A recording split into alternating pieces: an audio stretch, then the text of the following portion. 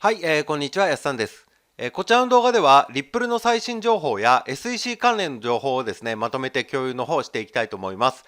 海外の方からですね、情報の方を精査してまとめておりますので、ぜひですね、最後までご視聴いただければと思います。はい、ではですね、早速解説の方を始めていきたいと思います。まずですね、iLimit は、リップル社の略式判決に対する被告側申し立てを指示するアミカスブリーフィングを、正式に提出しましたということで、何かと言いますと、先日ですね、iLimit とあとタップジェッツ社2社がですね、リップルを擁護するですね、文面を、提出のをしたんですけども、それをね、SEC の方が、却下とか認めないということを言っていたんですが、それをね、裁判官の方は却下して、提出してくださいといったもので、期限付けでね、決められてて、実際に iLimit が先にですね、提出のされましたので、そちらの内容の方ですね、確認していきたいと思います。はい、でですね、今回の動画の概要欄に元記事のリンク貼っておりますので、そちらクリックしていただきますと、今回の動画の記事見れますので、そちらからこのね、リンクの方をクリックしていただきますと、本書の方が見ることができます。で、内容の方を僕の方で、翻訳したものをまとめて配信のしていきたいと思います。全部読むとね、棒読みになってしまいます。重要な部分ところだけですね、読んでいきたいと思います。iLimit Inc. 会社のね、利益、アミカスをですね、2001年に設立された iLimit はフィリピンに本社を置く世界的な決済送金会社ですと。で、iLimit はフィリピン証券取引所に上場している唯一の送金事業ですと。で、リップルネットは被告リップルラボ社が開発したもので、顧客は様々な方法で国境を越えた金融取引の決済を行うことができるようになりますと。で、その方法の一つが XRP と呼ばれる仮想通貨を使用するオンデマンドリクイディティ ODL というソフトウェアを通じて行われるものですと。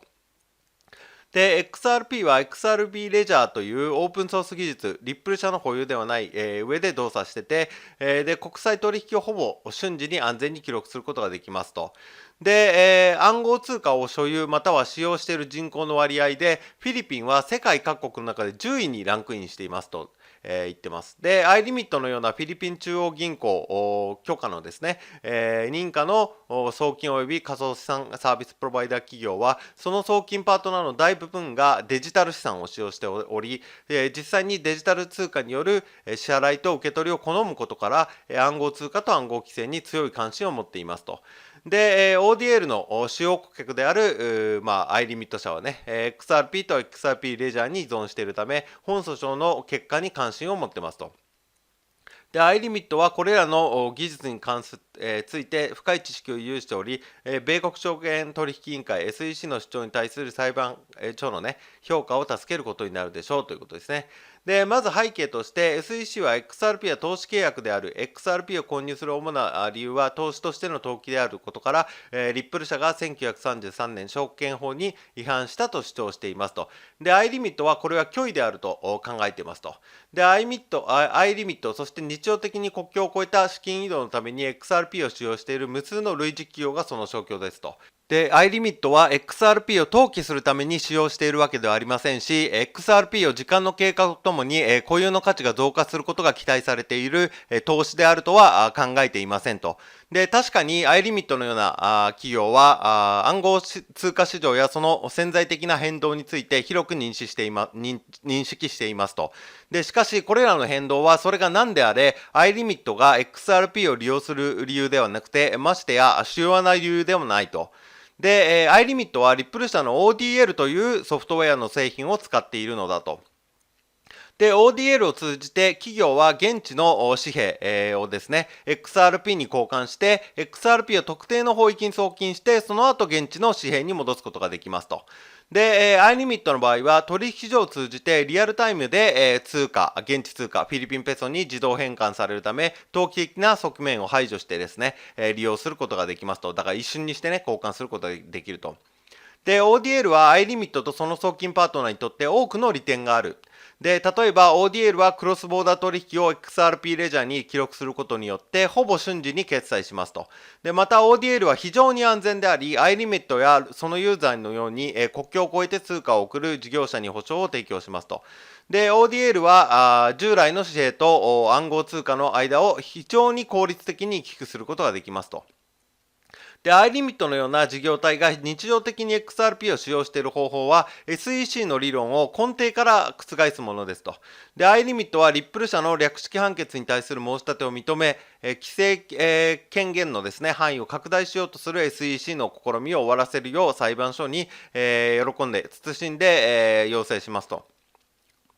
で、主張としましては、XRP は1933年、証券法の意味における投資契約ではなく、従って SEC の管轄外であると言っております。で、適用される基準、証券法第5条は、いかなる有価証券の募集、販売後の引き落としも禁止していると。で、第5条の違反を示すためには、SEC は特に被告人が実際に証券を提供、販売したことを立証しなければならないと。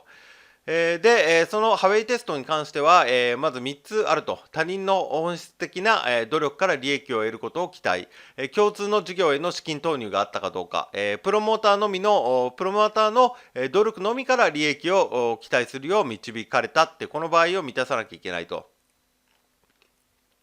で、仮に SEC がハウェイの最初の2つの要素を立証できても3つ目の要素はね、要因は立証は不可能、困難ですと。iLimit の XRP の使用状況から明らかなように XRP は利益を期待して利用されているわけではおらず、リップル社の XRP の価値を高めようとする努力に依存して使用されているわけでもないと。iLimit はね。で、第3の要因を満たすには、初期投資の発展から生じる資本増加という形で、利益に対する合理的な期待を伴う、投資である必要があると。で、iLimit は利益を期待して、XRP を利用しているわけではありませんと。むしろ、iLimit が、リップル社の ODL 製品の顧客であるのは、ODL がクロスボーダー決済をね、促進するためにスピード、容易さ、信頼性という実質的な有利な機能を備えているから利用しているんですと。ODL はほぼ瞬時に資金を移動させることができるのが特徴。で、従来の金融機関は国際送金の決済に3日から5日、かかることがあり、夜間や、週末、祝日は利用できないと。で、ビットコインやイーサリアムだって10分とか15分とかかかる。しかし、XRP レジャーで稼働する XRP は1秒間に1500件以上の取引をサポートして、確認スピードは5秒以下ですと。で、第2に ODL は非常に使いやすいということです。従来の金融機関では紙幣から別の紙幣の交換のたびに手数料を取られるなど、顧客が面倒な通貨交換を気にする必要があったんですが、ODL では iLimit のパートナーが紙幣を XRP に交換して、変換して国境を越えて迅速に価値を移動させることができますと。で、第3に ODL は安全で信頼性が高く、送金者、受取人、双方に安心感を与えることができますと。で、iLimit は送金業者としてセキュリティに依存しており、実際、同社の信用はユーザーからの信頼に大きく依存していると。で、リップル社の ODL は高い顧客信頼度を誇っていると。iLimit が ODL や XRP を利用する理由に利益を期待することは含まれていない。iLimit は XRP の価値がある日、月で変動する可能性があることを一般的には認識していますと。しかし、その有用性は上記のように純粋に価値交換の手段としてのものであり、将来のある時点でのその固有の価値が高くなることを期待しているものではありませんと。で、XRP の購入者は XRP の値動きから利益を得ようとする洗練された個人または団体であるという SE の主張は、iLimit のような団体とそのエンドユーザーが ODL と XRP を使う理由を正確に反映しているとは言えませんと。で、リップル社の努力に依存しないハウェイさんの3要因を満たすもう一つの要因は、利益の期待が他人の企業的、また経営的努力に由来するものではならない、ことであるということです。で、ハウェイは投資家が、もっぱら、プロモーターや自分以外の努力によって利益を得られると期待することを、仕向けることを、想定していると。ただ、第二巡回、控訴裁、では、単独でという言葉は文字通りの限定として解釈されるべきではなくて、むしろあらゆる状況下でそのスキームが主に投資家としてあるいは参加者から、自らの活動資金、プロモーターの貢献を有意義に、プールできる手段として推進されているかどうかを検討と明言していると。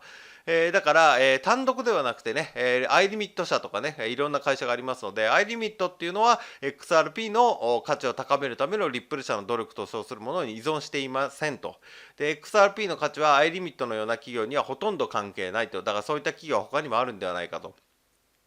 で、アイリミットが価値を意識するのは、XRP が有能な交換メカニズムであるためには、その価値を成長させるのではなくて、むしろ維持しなければならないと。だから成長してもね、サービス、使ってる ODL ってサービスを維持してくれればいいんだと、アイリミットはね。で、最も一般的な意味においてのみであると。で、SEC は XRP 購入者の運命は互いに結びついており、それぞれがリップル社の XRP 戦略の成功に依存していると主張していますと。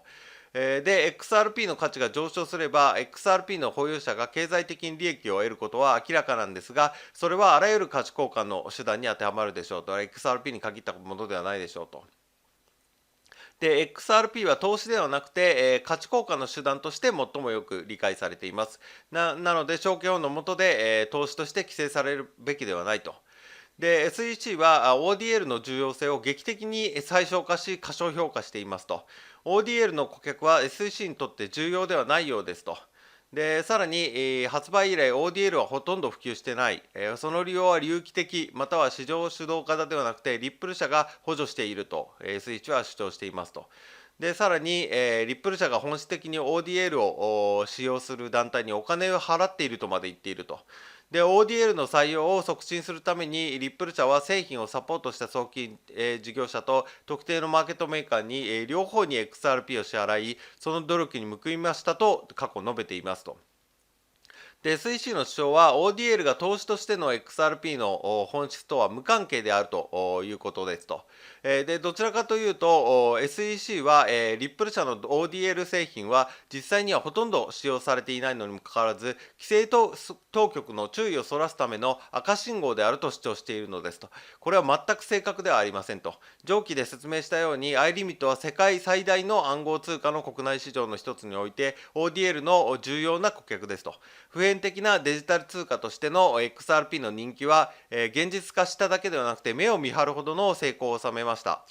で、被告が申し立てで指摘するように ODL は、2018年の開始以来、驚異的な成長を、遂げ、これまでに100億ドル以上の ODL 決済が行われましたと。別の言い方をすれば100億ドル以上の XRP が国境を越えて交換されたことを意味しますと。で、XRP と XRP レジャーはリアルタイム決済のコストを下げ、高いレベルのセキュリティとスピードで多くの顧客が通貨市場にアクセスできるようになるので、ODL は iLimit にとって有用ですと。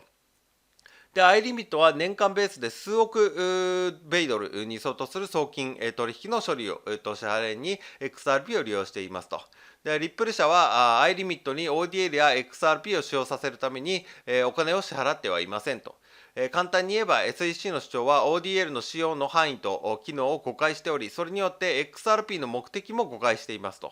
で、結論言いますと、以上の理由によって iLimit は慎んで、被告の略式裁判の申し立てを承認するよう裁判所に要請するといったことがですね、今回のアミカス意見陳述書の、iLimit の内容になります。で、これに対してですね、ツイッターでクリプトエリさん、YouTuber の方ですね、大変フォロワーの多い、有名なインフルエンサーの方ですが、こちらのね、意見陳述のこちらの部分ですね、抜いてコメントのされてます。で、その文章の方がですね、先ほども読ませていただきましたが、この ODL の重要性を劇的に最小化し、過小評価していますというところと、あとは ODL の顧客は SEC にとって重要ではないようですというところをですね、引用して、で、iLimit、アミカスブリーフを正式に提出。で、XRP ユーリティのユーティリティは実用性のことですね、の、貧弱な調査に基づく SEC の誤算は明らかですと。恥ずべき税金の浪費と無謀な行動による投資家保護の失敗、SEC は100%不安定で腐敗していますと、ちりとりを準備しますとね、結構きつい言葉で、ツイートのされてました。で、こういった形でね、今回アメガスの方、まず iLimit 社ね、提出されまして、あとはタップジェッツの方もね、また、公開のするかと思います。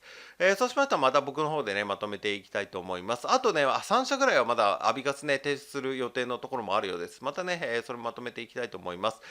そういった形でね、今 SEC 早朝問題進んでおりますが、僕の方でね、できるだけ毎日情報の方は精査しておりまして、動画の方も毎日ね、できれば配信できるように頑張っておりますので、またよかったらですね、次の動画も見ていただければと思います。